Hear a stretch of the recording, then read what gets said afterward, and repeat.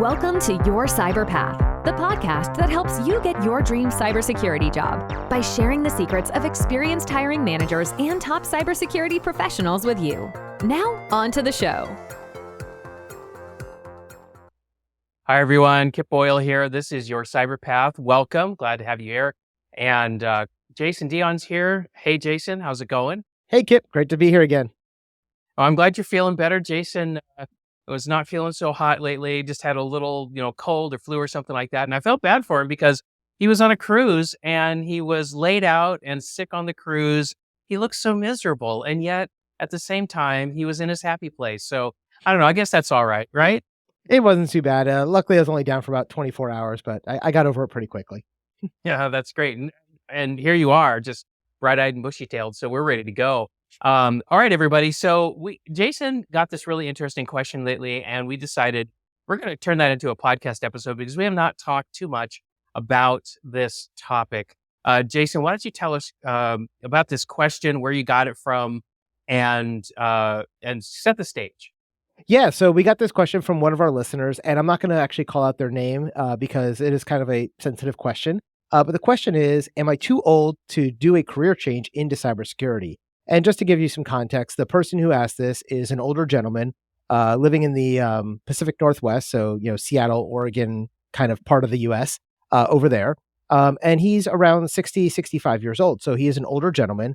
And really the crux of his question is, there does happen to be this thing of ageism that happens in our industry. And, is that going to prevent him from getting a job? What can he do to help increase his chances and things like that? So that's kind of what we're going to be talking about here. And if you're younger, this still does apply to you because, ageism isn't just, the person is 60 or over. I've seen ageism happen when you are under 30 and people discriminate against you because you're too young. I've seen it when you're over 40 and people think you're too old. And there's like this perfect sweet spot in like your 30s that everyone thinks you're like the perfect cybersecurity candidate.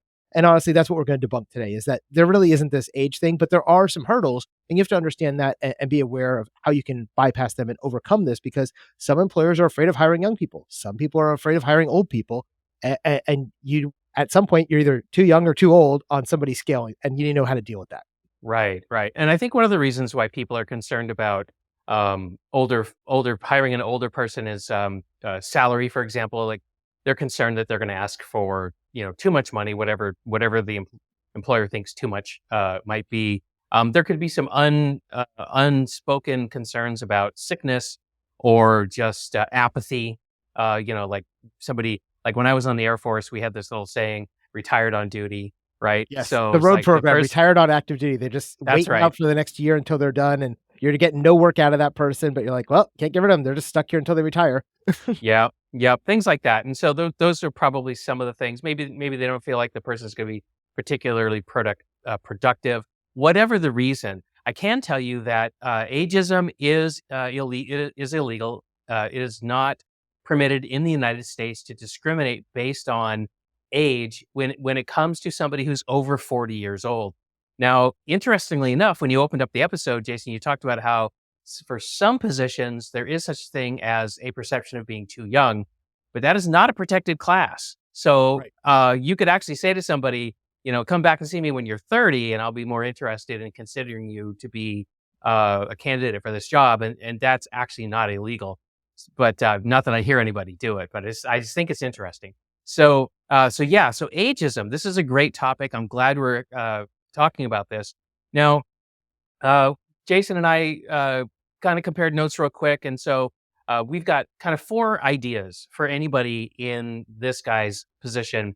And I'll go first. First, my initial reaction is, okay, let's set the fact that, that you are in your 60s aside for just a second.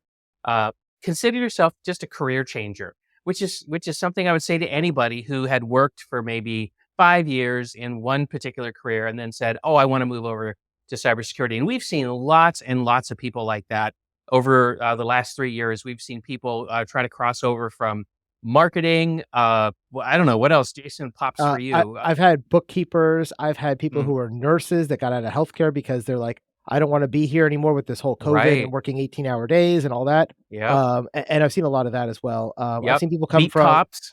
I've seen people who are cops that switched over. I was going to say that security guards have switched over. So there's a lot of people Mhm. come in from a lot of different areas, and each of these has something that relates to cybersecurity. If you're a cop, you have a Right. really good background in physical security. If you're a nurse, Mhm. you may get a job doing healthcare IT or healthcare security because you Yes. have the understanding of HIPAA and all the requirements around there. If you come from a marketing background, you could do cybersecurity awareness training because that is a good way Mhm. to market your knowledge, right? And so there's lots of Yep. different ways you can use your existing skills and break into cybersecurity, build up that experience, and then get a more quote cybersecurity technical job if that's what you're aiming Yes. for. Yes. So you're a career changer, whatever your age, and so what we've always told people who are career changers is you need to identify your transferable skills. And Jason, I think you just did a great job of saying if you're coming from this industry, here's your your like your top transferable skill. But typically, people have more than one or two. I mean, if you're in the medical industry, you understand the Health Insurance Portability and Accountability Act, HIPAA. So that's huge, but that's just one thing. The fact that you understand medical jargon, that you understand kind of how medical centers operate. I mean, these are all fantastic transferable skills. I remember when I hired somebody into my team when I was CISO at an insurance company. I hired somebody who understood the business of insurance. I put them on my team and I made them kind of what we would call now a business information security officer because nobody else on my team understood how insurance worked. But I thought it was a critical success factor to have that capability within our team so that we would make, stupid recommendations to people who are trying to sell insurance. And we would just come off as being totally clueless. And so we did not want that. So isolate your transferable skills. That's my first tip. Um, let's go to you, Jason. What's your next tip? Yeah, before we move to the next tip, I just want to say, when it comes to this transferable skills, a lot of times your old business actually is a benefit for the new thing you're working towards. So Kip Mm, and I actually just hired somebody about 2 weeks ago for our company to take over as the chief operating officer. And that person actually comes from a law background, and she happens to have a law degree and has been a practicing lawyer for 20 years.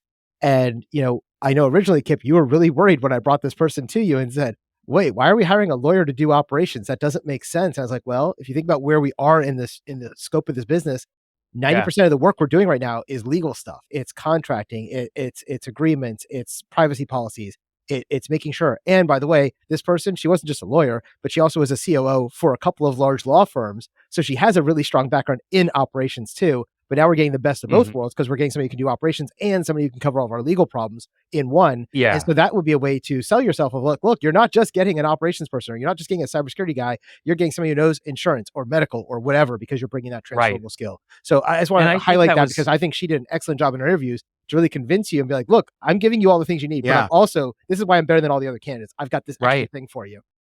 Well, and I think that was the hook for me was that here's somebody who was a practicing attorney, but also was very, very good at the back office things that, quite frankly, most attorneys are not very good at. And I think that was the hook for me. So, yeah, there you go. That was her transferable skill. Yep.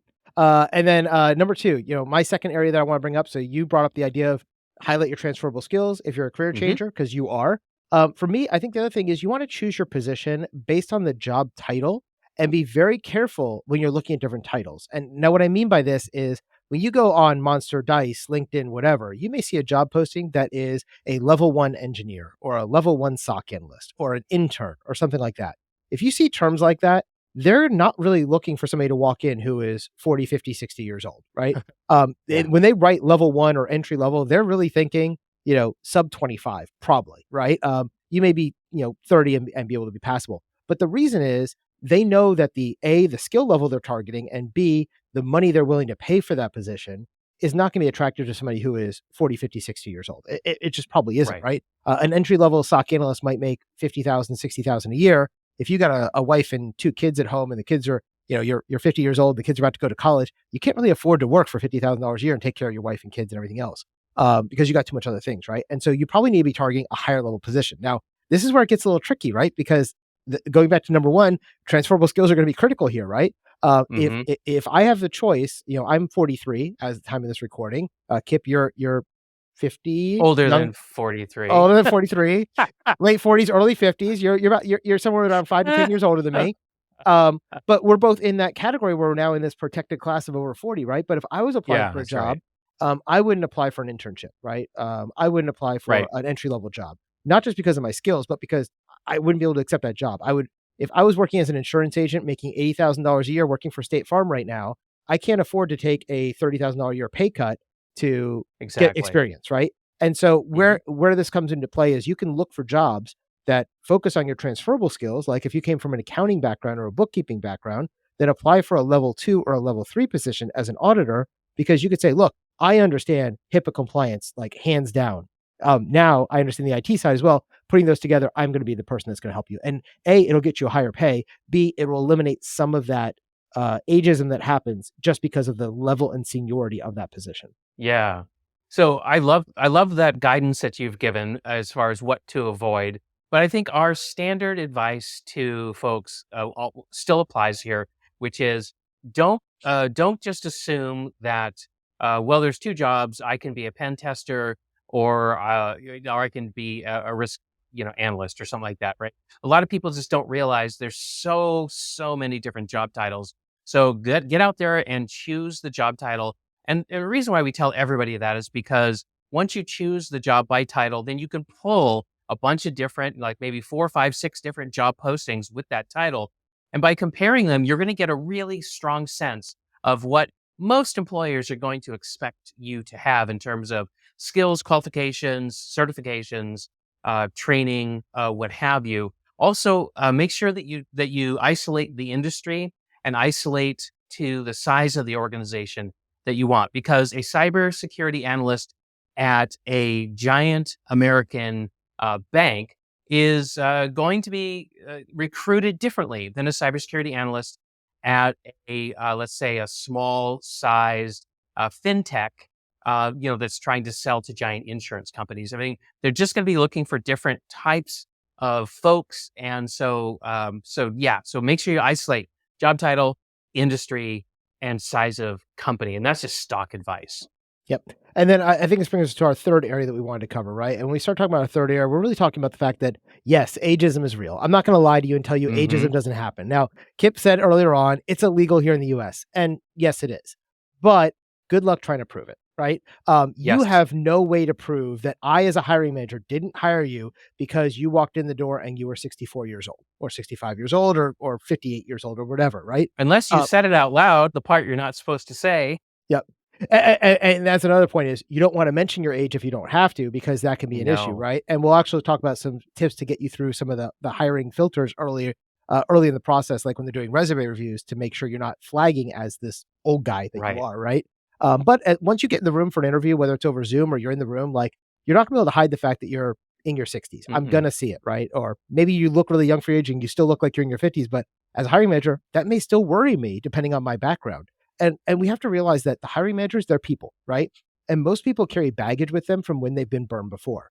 Now, I will tell you, I've Yeah. spent most of my career in and around the government space, and I had a very old workforce in general. Most of my people that worked for me that were civilians were in their 50s and 60s because they already did 20 years or 30 years in the military. They retired, and then they got a job as a government civilian and came back doing the same job as a civilian. So for Hmm. us, it wasn't an issue. We would hire people that were old all the time because we realized they've got great experience. They've got lots of experience and knowledge, and they know what they're doing and all that kind of great stuff. Right. That being said, I know some hiring managers who have literally told me to my face, I will never hire somebody who is over 55. And I'm like, Mm. why? They have great skills. They have great experience. He goes, yeah, but the problem is if I'm going to hire somebody who's 64, 65, for instance, right? What is the thought process to the hiring manager? They're going to retire in the next 5 years. That's what they're Yeah. thinking, right? So now I'm going to hire this guy on. I get Kip and he's the perfect guy. And I put him through training and I spend a year getting him to be really proficient because most of us, when we get on the job, it takes us 3, 4, 5 months to really kind of come up to speed and really become hit or groove. By a year, you're kind Definitely. of like you're full throttle, you're doing great. And generally after, if 3, 4, 5 years, you either are going to slow down because you're getting burnt out in the same job, or if you're already 65, you're going to be 70 at that point.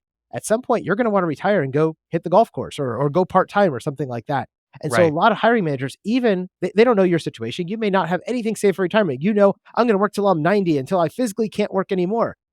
They don't realize that, right? And so Yep. like this person that we're talking about, I've had some one-on-one conversations, and that was one of the things. Like, I'm only 64. I'm planning on working for another 10, 15 years at least. I'm young, I'm happy, I enjoy doing this, but hiring managers aren't giving me a chance because they see an old guy walk in the room, right? And so I Right. think you have to kind of flip that narrative a little bit and just realize that you are working uphill. And even though you can't prove that it's ageism unless they say, Kip, I don't want to hire you because you're 50 something, right?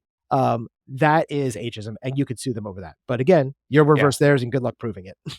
Yeah, unless they make a mistake and say something out loud or put something in writing that they shouldn't, it's unlikely that you're going to be able to actually catch and call somebody for ageism. But that's okay. That's a separate thing because really the important part is you'd like to work and somebody's not going to let you work. You suspect it's because they think you're too old, but you can't prove it. I mean, the bottom line is that unless you want to lawyer up and fight, you need to keep looking. And So even if you did lawyer up and fight, what are you going to get? Maybe a lawsuit settlement where they give you some money, but they're not going to hire you, right? You right. wouldn't want to work for them after you sued them, right? That would be a horrible work environment. No.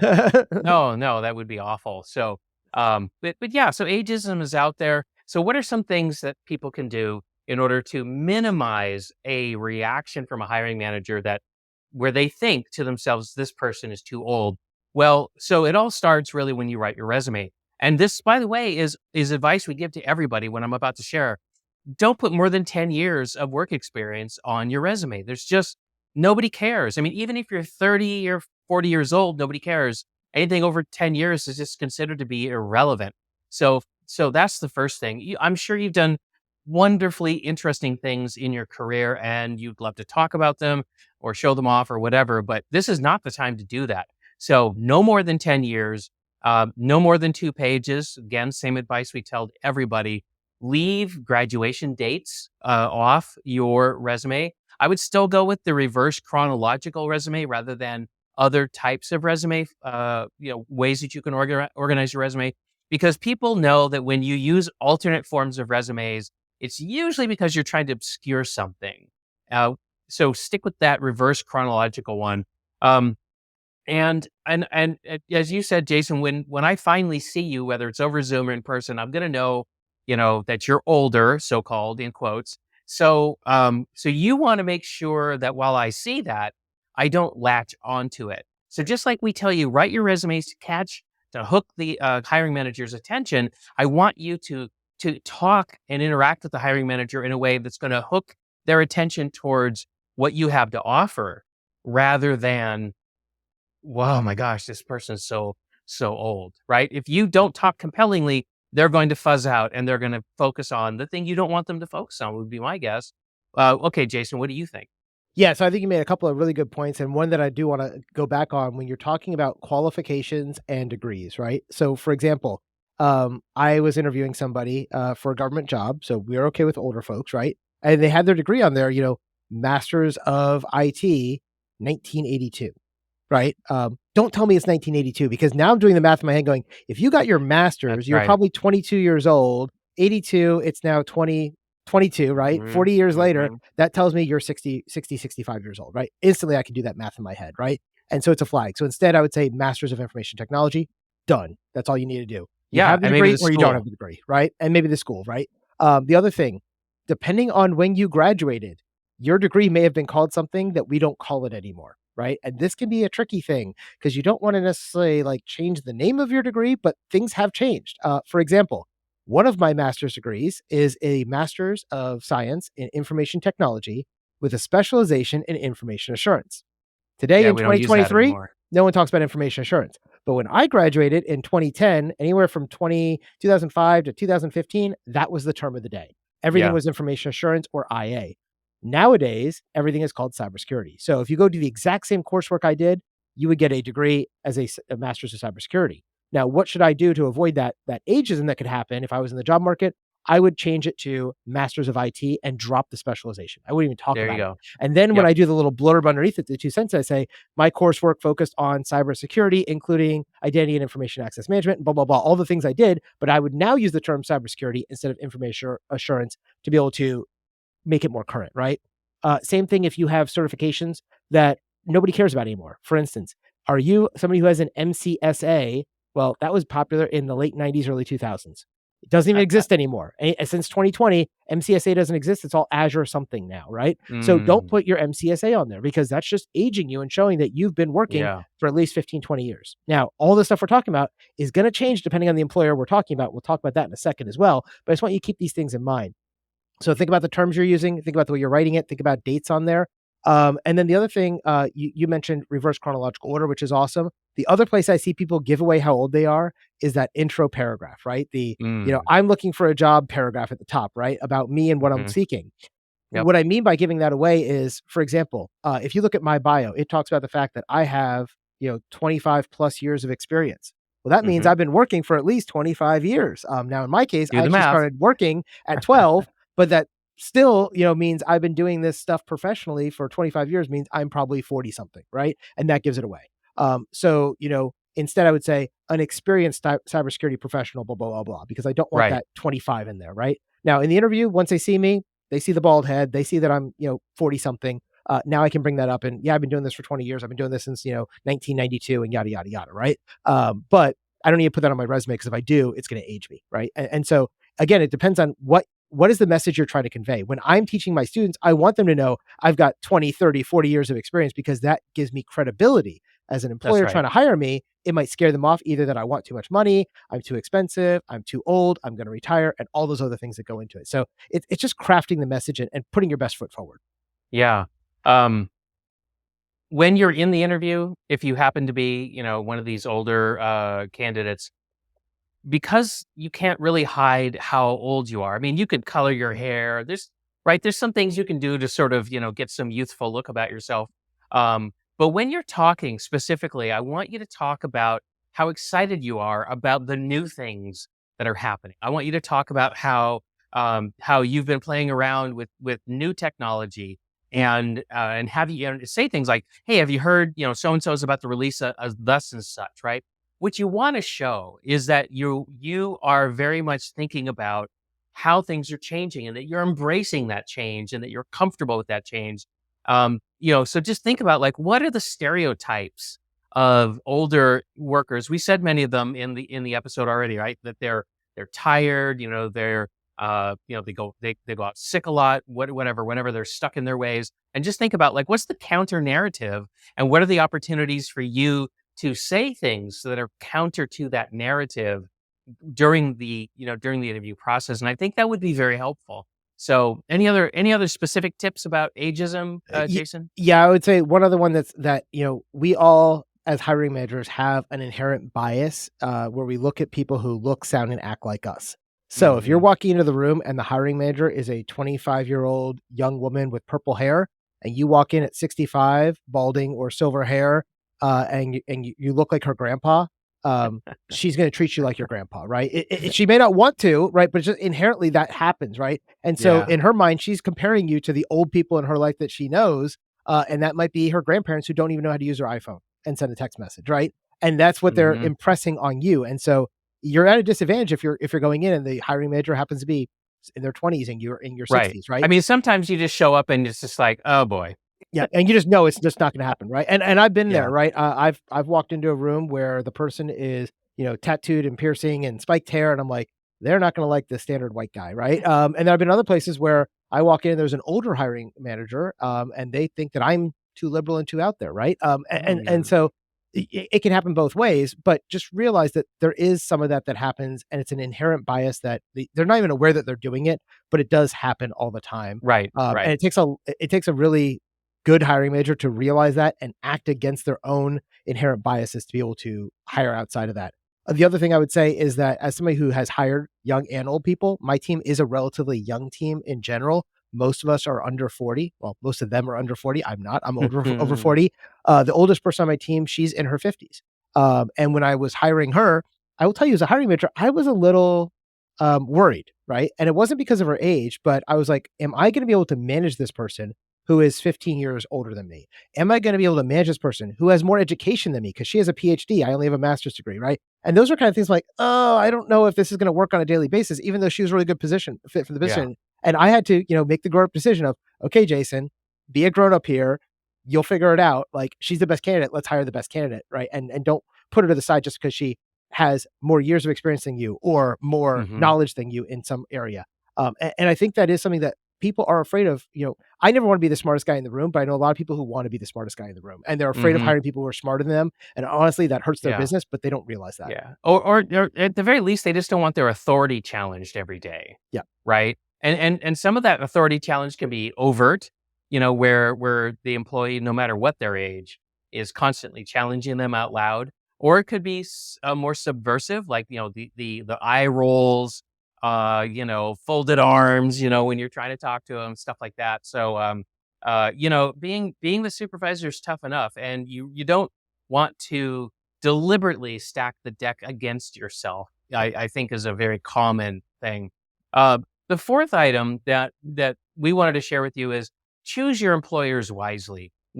Think about where you're going to apply to. Some employers are going to, I think, as Jason kind of already hinted to, are going to be naturally more interested in somebody who's older because they're capable of appreciating what you bring to the table. And sometimes it's like, well, these people represent the best value. Take, for example, somebody who leaves active duty in the military, they're in their early 40s, and then they go take a job elsewhere in the federal government or in a large defense contractor that's doing a lot of business with the federal government. Well, they get the culture right away. There's just there's no learning curve for them on the culture and the bureaucracy. No learning curve on the bureaucracy. Somebody from off the street would probably struggle with all that for a long, long time. So really think about who you're going to apply to. And I'm sorry, but if you think like, hey, I want to work for, I don't know, Facebook. I don't know anything about Facebook, but I can tell you that from a distance, I just have this perception that if you're, the older you are, the less likely you're going to get a job at Facebook. I could be totally wrong, but they just sort of give off this vibe that they want to hire a lot of young people. So just be careful about who you approach. Do some homework. Find out from friends, like, how many people over 30 do you see, at XYZ employer, right? Just do that research. And I think that's going to be for your betterment. Comments on that, Jason? Yeah, I think you're 100% accurate there. There's actually a pretty funny movie. I think it was called The Intern about 10 years ago. It was about the guys from Wedding Crashers, Owen Wilson, and I can't remember the other actor, but well, yeah, they went to Google. They went to Google, right? And these guys are in their 40s and they're in the Google internship program as they're trying to break into tech. And everybody else is 19, 20, 21 years old, running circles around them. And at the end of the movie, they finally figure out, oh, these guys are valuable, right? Because they're older, they bring something to the table that nobody else brings. So I think that is, it's a comedy, but it really does kind of show the truth behind some of this stuff. And not a knock on Google. Google has lots of older employees, but in general, they are a younger organization. And Facebook. And the other thing is, if you're going to go for a tech startup, right? Most of the time you're going to find people under 30, right? And the other thing with that is it may not be a good cultural fit for you anyway, even if they did want to hire you, because at 65, do you want to put in 20-hour days, 7 days a week? Because in the startup culture, that happens a lot of times, right? Yeah. And you're like, dude, I'm at the end of my career. I don't want to do that. I want a 40-hour job, right? And so understanding what you want is going to be important too. And then the other side of that is, there are companies that will appreciate and accept older folks. Government is a really big one, right? Right now, there is a massive hiring demand at state and local governments, and people are overlooking those jobs.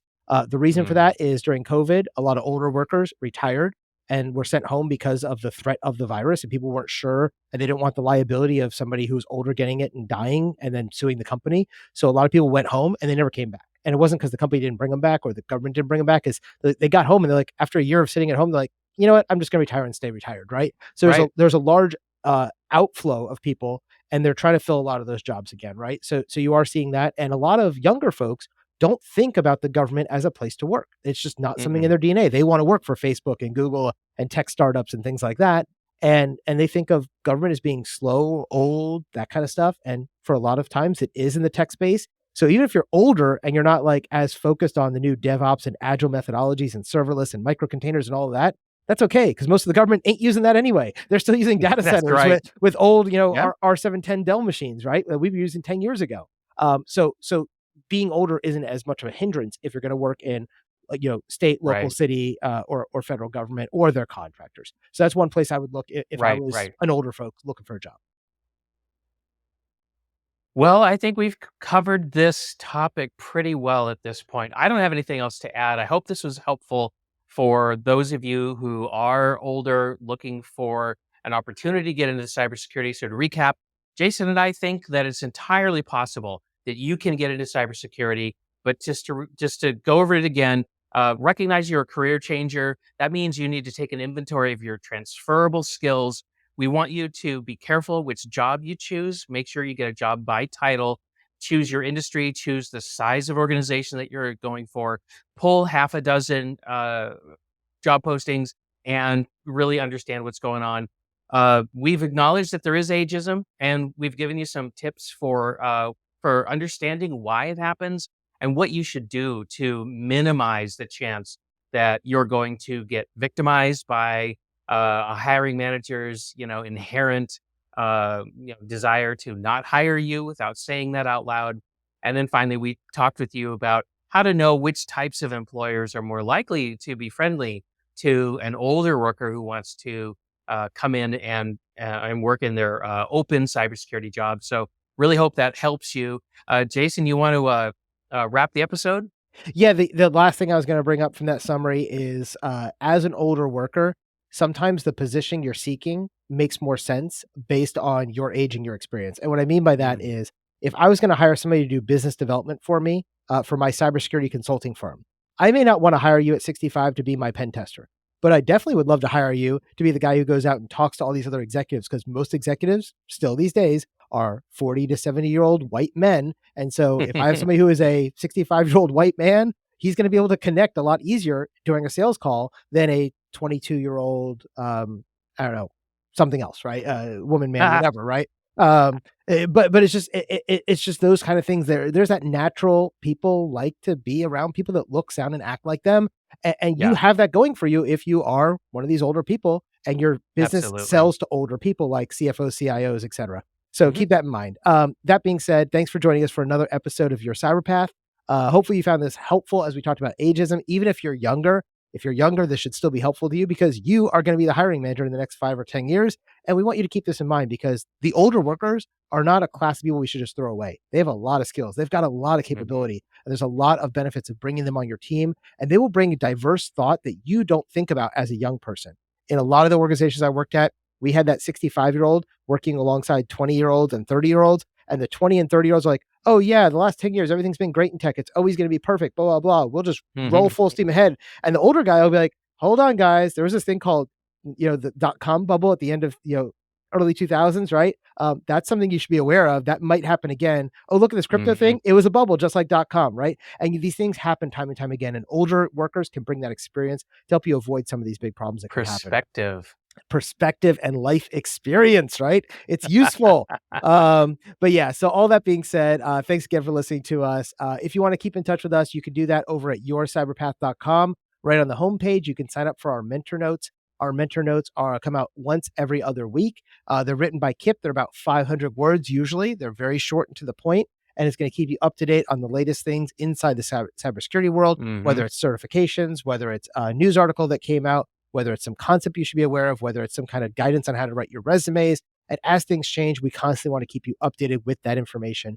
So it's a great way to stay in touch with the community and stay in touch with us. So I do recommend you go over there at yourcyberpath.com, click on that mentor notes, sign up at the bottom, enter your first name and your email. You'll be signed up. You'll start getting those right away. And we'll let you know every time there's a new episode of Your Cyberpath, so you can listen to it. And until next time, this is an episode of Your Cyberpath. We'll see you then. Bye. Thank you for listening to this week's episode of Your Cyberpath. Don't miss an episode. Press the subscribe button now. If you would like to learn more about how to get your dream cybersecurity job, then be sure to visit yourcyberpath.com, where you can access the show notes, search the archive of our top tips and tricks, and discover some fantastic bonus content.